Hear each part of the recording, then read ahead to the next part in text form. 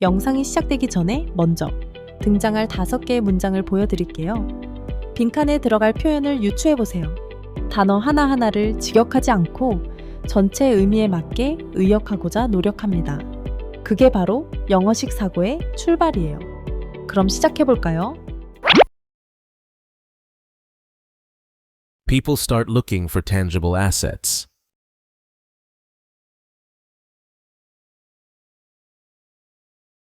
This rule limiting mortgages to a fixed amount. This might cover only a tiny fraction of the price. Plus, construction costs have shot up.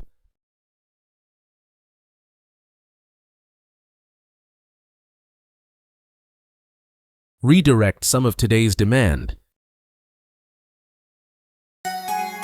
Welcome to Magic of Listening. This is the place we've set up just for you. It's designed to help you make the most of your time, letting you practice English listening and study personal finance. Today we're getting into our source material, Seoul Housing, why prices feel heavy and what that means for you. Our mission, it's really to unpack those quieter forces, the economic stuff, the political stuff that shapes the housing market there. Okay, so let's dig in. What are these sort of invisible forces pushing Seoul apartment prices up, even when things look, well, complicated? Right. Well, the sources point to two main, let's say, invisible pressures. First up is inflation. Pretty straightforward, really. As the cost of everything goes up, the cash you have sitting in the bank, it buys less, it loses value.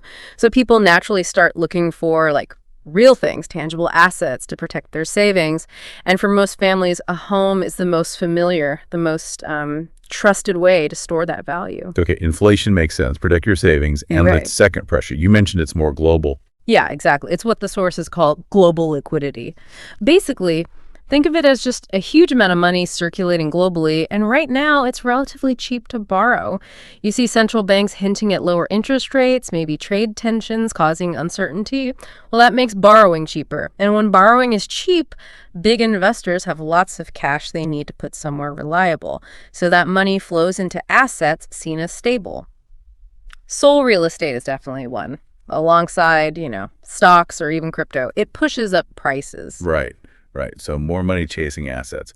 But here's what's really interesting from the source material. The market isn't reacting the same way everywhere in Seoul, is it? If all this money's flowing in, shouldn't all areas be going up together? You'd think so, but no, not at all. On the ground, it's really uneven. We're seeing a strong rebound in those prime areas, especially south of the river, think Gangnam. Prices and the number of sales there are almost back to where they were at the peak. But then you look north of the river, and many areas are struggling. Prices are basically flat once you factor in inflation. So it shows that while, the global money is a factor, local policies really dictate who can actually access the market and where. And that brings us right to a specific policy challenge mentioned in the sources. This rule limiting mortgages to a fixed amount, a specific number, no matter how much the house actually costs. It sounds like it was meant to cool things down or promote fairness, but why is it causing problems? Well, because that fixed borrowing limit, let's say it's X amount, it stays X, whether you're buying a 500 million won apartment or a 3 billion won one. So for a first-time buyer looking at just a median-priced home, that fixed limit might cover only a tiny fraction of the price. They suddenly need a huge amount of cash up front. It basically it locks them out. So it doesn't really stop wealthier buyers, because they often have other ways to get cash, right? Other assets, family help. But it completely stops the average working family who depends on that mortgage. Exactly. It slams the door shut for many middle-class households trying to get onto the property ladder. Okay, let's switch gears a bit to the supply side, construction. The pipeline for new apartments looks pretty thin for the late 2020s, but the sources really highlight that the critical vulnerability isn't just apartments, it's the low-rise market, the villas. Villas house nearly half of Seoul's residents. Why is that market the real pinch point? Because villas provide so much of the essential affordable rental housing stock. That's key, but that market is, it's quite vulnerable right now. You had those major rental fraud scandals, serious safety concerns with some buildings, plus construction costs have shot up.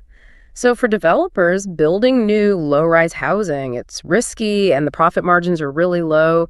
There's just not much confidence there. So if fewer safe, decent villas are being built or even maintained, where do people who need those homes go? It puts immense pressure back onto the apartment market. That's the connection. Renters who would normally be in villas, maybe they can't find a good one or they're worried. They're forced to compete for apartment leases instead. That pushes apartment rents up. And historically, when rents rise significantly, apartment sale prices tend to follow. It drags the whole market up. Okay, so it's a cycle. Less villa supply puts pressure on apartment rents, which then puts pressure on apartment prices. So what did the experts in the source material suggest as the sort of clearest path forward to break this? The main suggestion is about signaling future supply, but doing it now. The idea is if the government speeds up housing approval significantly, or maybe releases more public land for presale opportunities, it gives potential buyers an option. They can see, okay, I can wait 2 or 3 years for that new unit. This redirects some of today's demand away from the existing, already expensive housing stock.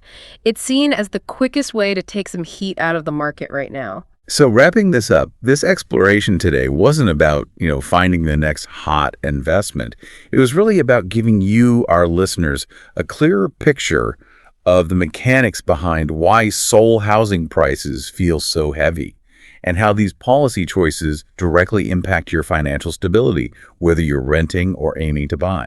I think the provocative question this leaves us with, something for you to think about, is this. Can the city manage to balance that urgent need for more housing supply with the equally critical goals of restoring public trust and ensuring fairness?